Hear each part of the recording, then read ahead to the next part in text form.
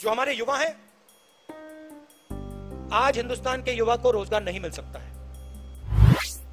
सरकार ने हिंदुस्तान के युवाओं के भविष्य को नष्ट कर दिया है।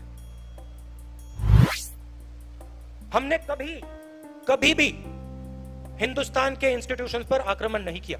हमने कभी भी कांग्रेस पार्टी के कार्यकर्ताओं को छुपा कर हिंदुस्तान के इंस्टीट्यूशंस के अंदर नहीं डाला।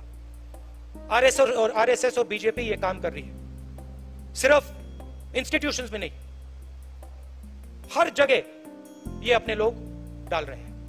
और हमारी जिम्मेदारी है कि वो आग ना लगे।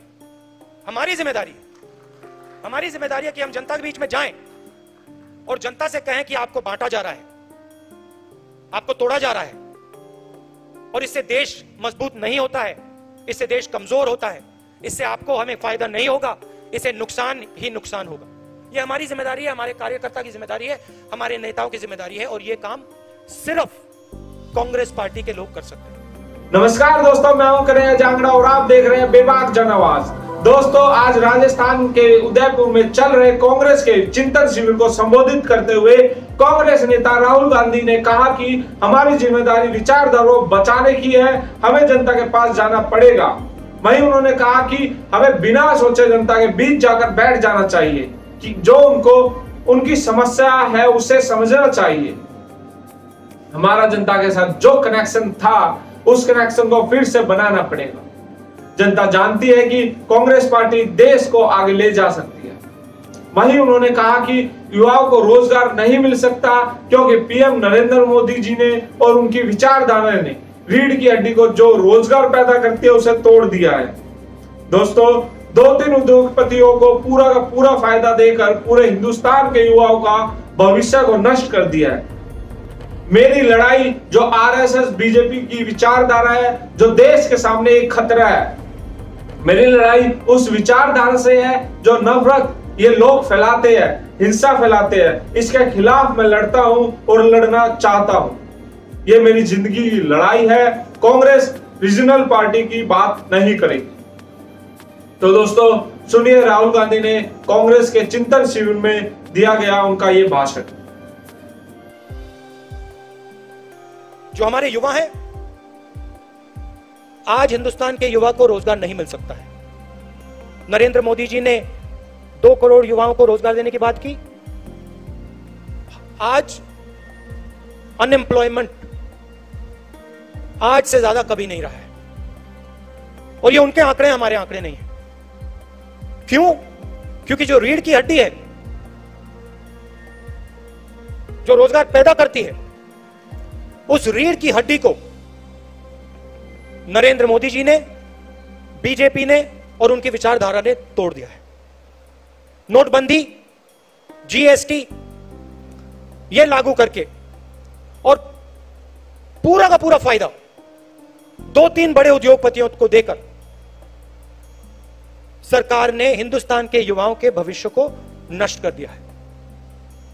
और आने वाले समय में आपको देखने को मिलेगा, देश का युवा रोजगार नहीं पा पाएगा।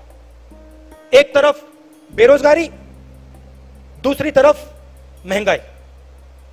यूक्रेन में लड़ाई हुई है, आने वाले समय में इन्फ्लेशन जबरदस्त तरीके से बढ़ेगा, और जो हमारा, जिसको हम डेमोग्राफिक डिविडेंड कहते थे, खतरा है कि डेमोग्राफिक डिविडेंड डेमोग्राफिक डिजास्टर में बदल जाए।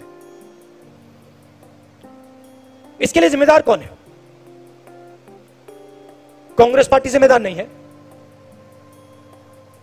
बीजेपी जिम्मेदार है, सरकार जिम्मेदार है। मगर हमारी भी एक जिम्मेदारी है। हमारी जिम्मेदारी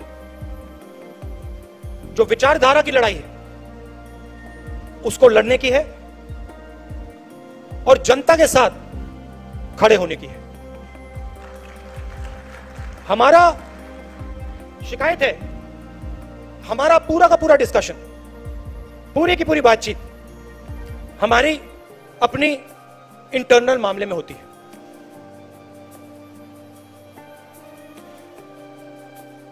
कौन सी पोस्ट किसको मिल रही है, इंटरनल हमारा फोकस रहता है। और आज के समय में इंटरनल फोकस से हमारा काम नहीं होने वाला है।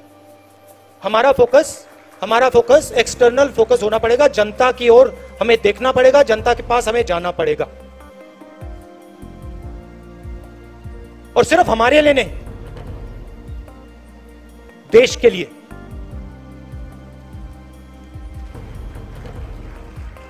प्रेस में पूरा डिस्कशन कांग्रेस पार्टी की पोजीशंस के बारे में होता है। हमें बिना सोचे, चाहे हमारे सीनियर नेता हो, जूनियर नेता हो, कार्यकर्ता हो, हमें बिना सोचे जनता के बीच में जाकर बैठ जाना चाहिए। जो उनकी समस्या है उनको समझना चाहिए, और जो हमारा पहले उनके जनता के साथ कनेक्शन होता था, जो कांग्रेस पार्टी का कनेक्शन जनता से टूटा है, उसको हमें एक्सेप्ट करना पड़ेगा। उस कनेक्शन को हमें फिर से बनाना पड़ेगा। और जनता चाहती है, जनता समझती है कि कांग्रेस पार्टी ही यह काम कर सकती है। जनता समझती है कि कांग्रेस पार्टी ही देश को आगे ले जा सकती है। यह हमारी जिम्मेदारी है। और मुझे यह सुनकर कि कांग्रेस पार्टी ने निर्णय लिया है, अक्टूबर में निर्णय लिया है कि पूरी की पूरी कांग्रेस पार्टी जनता के बीच में जाएगी, यात्रा करेगी, और जो जनता के साथ कांग्रेस पार्टी का रिश्ता था और है, उसको एक बार फिर से मजबूत करेगी। यही हमारे लिए रास्ता है, और शॉर्टकट से यह नहीं होने वाला है। मैं बता रहा हूं, जो सोचता है कि शॉर्टकट करके यह काम किया जा सकता है, यह काम शॉर्टकट से नहीं किया जा सकता है। यह काम पसीने से ही किया जाएगा, बिना पसीने नहीं किया जाएगा। और आप लोग कर सकते हो, आप में क्षमता है, हम सब में क्षमता है, और यह हमारा डीएनए है। हम पैदा ही जनता से हुए, यह संगठन जनता से ही निकला है। तो हमें एक बार फिर जनता के बीच में जाना है। About the Congress party, many things have been discussed. About our economic policies, about our political positions, about youngsters, the future of India's youth, the weaker sections, farmers. We had all these discussions, and we have prepared papers that give us a clear direction on where we have to go. But I do feel that there are some things which are already in those papers, which I would like to repeat here, which the Congress party must think very seriously about doing. I've said that we must have a mass contact program where all of us, regardless of our age, our position, where all of us go to the people of India and spend not 1 day, 2 days, but months with the people of India. Understand what the people of India want and what the people of India are saying. Understand what the farmers want, what the laborers want. This to me is the first step. The second step is transforming the nature of the Congress party. Not the nature in terms of its thinking, not the nature in terms of its ideology, but its nature in terms of the way we do our work. 21st century is about communication. And if there is one area where our opponents outdo us, it is in communication. They have much more money than us, and they are better at communication than we are. So we must think about communication, completely reform our communication systems, and communicate with the people of India, with the youngsters, in a new way. This is a recommendation that has already been made. I'm just repeating it.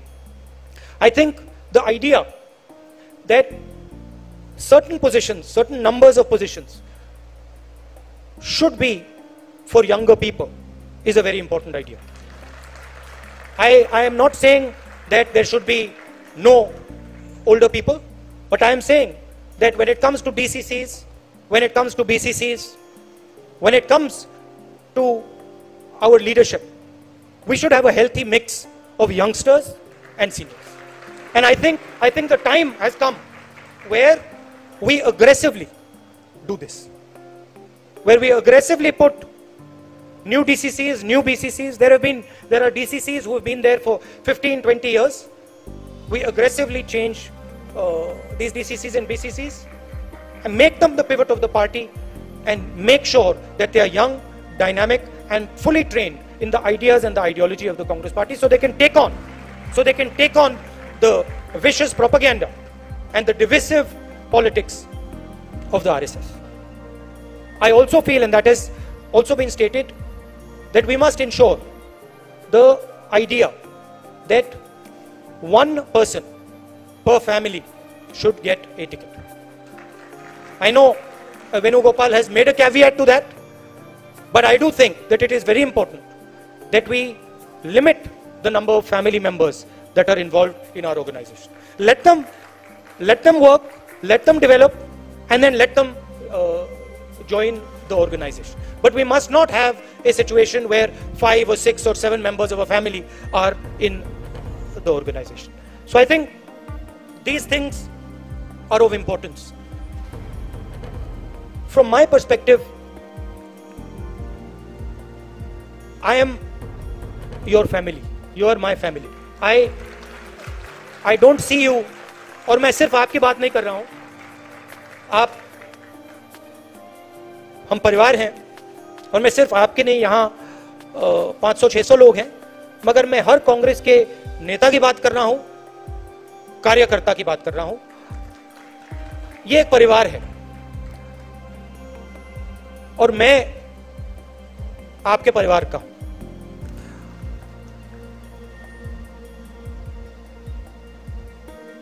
मेरी लड़ाई जो RSS और BJP की विचारधारा है, जो देश के सामने एक खतरा है, मेरी लड़ाई उस विचारधारा से है. जो नफरत ये लोग फैलाते हैं, हिंसा फैलाते हैं, इसके खिलाफ मैं लड़ता हूं और मैं लड़ना चाहता हूं. ये मेरे लिए, ये मेरी जिंदगी की लड़ाई है. मैं इस बात को मानने को तैयार नहीं हूं कि मेरे प्यारे देश में, हमारे प्यारे देश में इतनी नफरत, इतना क्रोध और हिंसा फैल सकती है. मैं इसको मानने के लिए तैयार ही नहीं हूं. हमारे खिलाफ बड़ी शक्तियां हैं. आरएसएस, बीजेपी का संगठन, आजकल हिंदुस्तान के सारे इंस्टीट्यूशंस.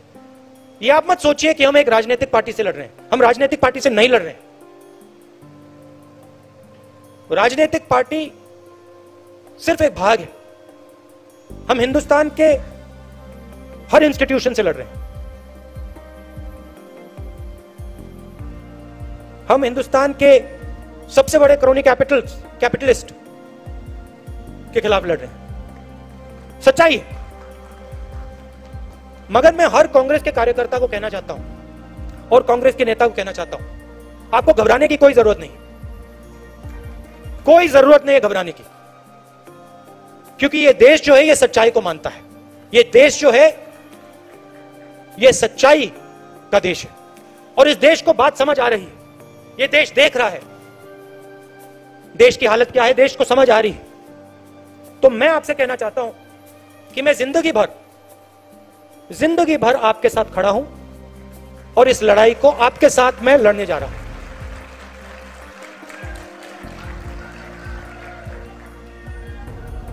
मैं इन शक्तियों से डरता नहीं हूं. मुझे कोई फर्क नहीं पड़ता है मैंने अपनी जिंदगी में कोई भ्रष्टाचार नहीं किया, 1 रुपया नहीं लिया है, मुझे कोई डर नहीं है। मैं बिना डरे मैंने भारत माता से 1 पैसा नहीं लिया है और मैं सच्चाई बोलने से नहीं डरता हूं। मैं सच्चाई बोलने से नहीं डरता हूं। तो मैं आपको यह कहना चाहता हूं कांग्रेस के हर कार्यकर्ता से, यह लड़ाई हम सबकी लड़ाई है। इस लड़ाई में हम सब शामिल हैं। मैं आपके साथ शामिल हूं। हमारे सब सीनियर नेता हैं, कांग्रेस प्रेसिडेंट हैं। हम सब एक साथ मिलकर बीजेपी और आरएसएस के संगठन को और उनकी विचारधारा को हराकर दिखाएंगे।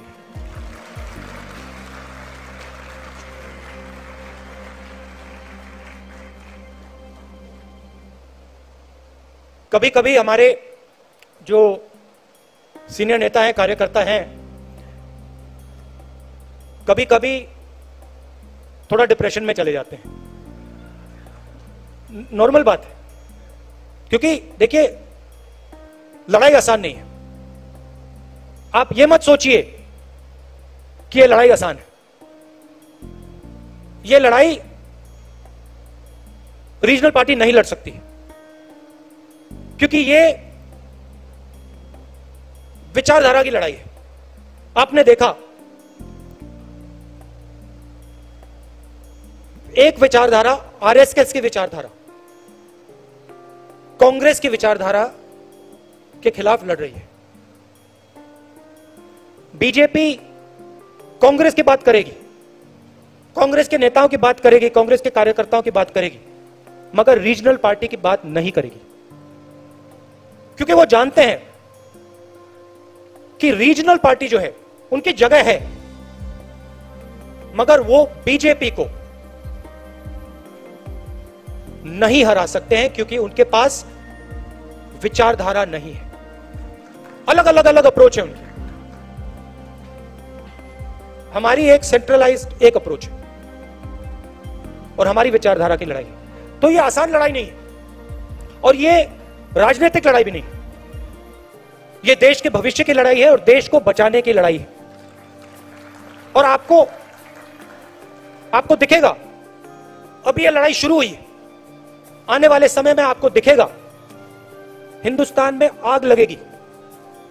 मैंने कोविड की बात की थी, याद रखो, मैं बता रहा हूं, जितना ये इंस्टीट्यूशंस को तोड़ेंगे, जितना ही हमारे स्टेट्स के बीच में, धर्मों के बीच में, जातों के बीच में कॉन्वर्सेशन को खत्म करेंगे, दबाएंगे, उतनी जोरों से आग लगेगी देश में। मैं साफ बोल देता हूं। और कांग्रेस पार्टी का काम उस बातचीत को, उस कॉन्वर्सेशन को फिर से शुरू करने का है। कांग्रेस पार्टी का काम हमारे जो इंस्टीट्यूशंस हैं उनको, उनकी रक्षा करने का है। यह हमारा काम है। ये कोई रीजनल पार्टी नहीं करेगी, बीजेपी नहीं करेगी, आरएसएस नहीं करेगी, कांग्रेस पार्टी ही करेगी। हमने कभी भी हिंदुस्तान के इंस्टीट्यूशंस पर आक्रमण नहीं किया। हमने कभी भी कांग्रेस पार्टी के कार्यकर्ताओं को छुपा कर हिंदुस्तान के इंस्टीट्यूशंस के अंदर नहीं डाला। आरएसएस और बीजेपी ये काम कर रही है, सिर्फ इंस्टीट्यूशंस में नहीं, हर जगह ये अपने लोग डाल रहे हैं। और इससे जो कॉन्वर्सेशन होता है, जो बातचीत होती है लोगों के बीच में, वो खत्म होती है। एक तरफ बेरोजगारी, युवाओं को रास्ता नहीं दिख रहा है, महंगाई, और दूसरी तरफ आप हिंदुस्तान के इंस्टीट्यूशनल स्ट्रक्चर को तोड़ रहे हो। हिंदुस्तान के बीच में जो बातचीत होती है, कॉन्वर्सेशन होता है, उसको बंद कर रहे हो।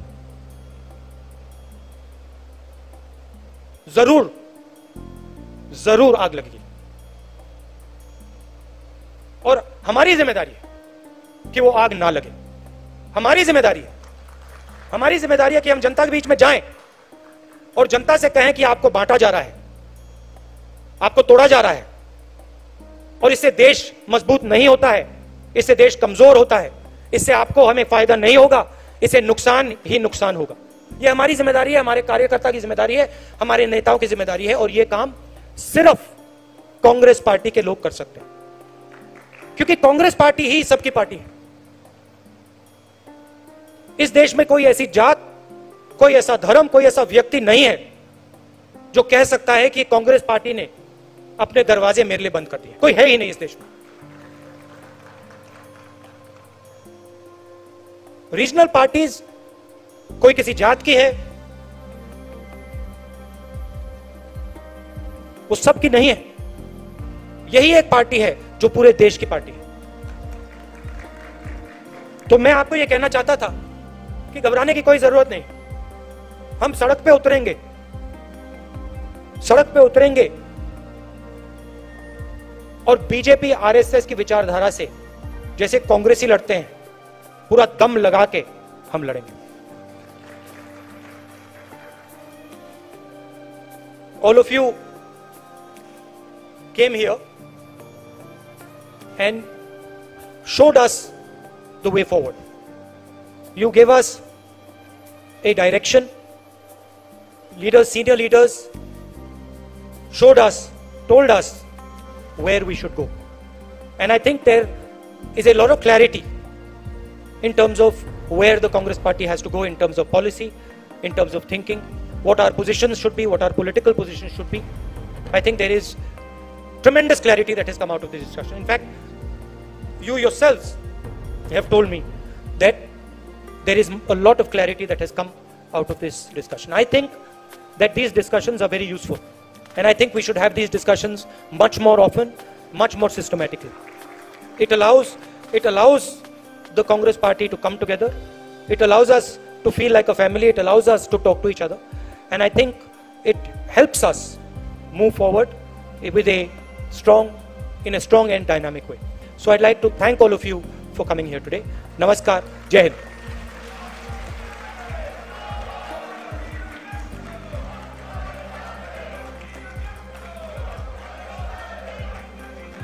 तो दोस्तों, आपने सुना कि किस तरह से राहुल गांधी अपनी पार्टी को जनता के बीच दोबारा से ले जाने के लिए पूरी तैयारी में लगे हुए हैं। वहीं पार्टी की रणनीति में कमियों को स्वीकार करते हुए उन्होंने माना कि भाजपा संचार में बेहतर है, भाजपा के पास बहुत पैसा है और वह लोगों से संवाद करने में हमसे बेहतर है। हमें अपने संचार में सुधार करना होगा और लोगों से जुड़ना होगा। तो दोस्तों, जिस तरह से आज राहुल गांधी ने जो बातें कही, उनसे यही लगता है कि कांग्रेस अब नई दिशा की ओर बढ़ेगी और जनता के बीच जाएगी। दोस्तों, मुझे दीजिए इजाजत, अगली वीडियो के साथ फिर मिलेंगे और इस वीडियो को अपने दोस्तों के साथ जरूर शेयर करें। और दोस्तों, अगर आप फेसबुक पर देख रहे हो तो पेज को फॉलो जरूर करें। अगर आप यूट्यूब पर देख रहे हो तो चैनल का घंटा जरूर बजाएं। धन्यवाद।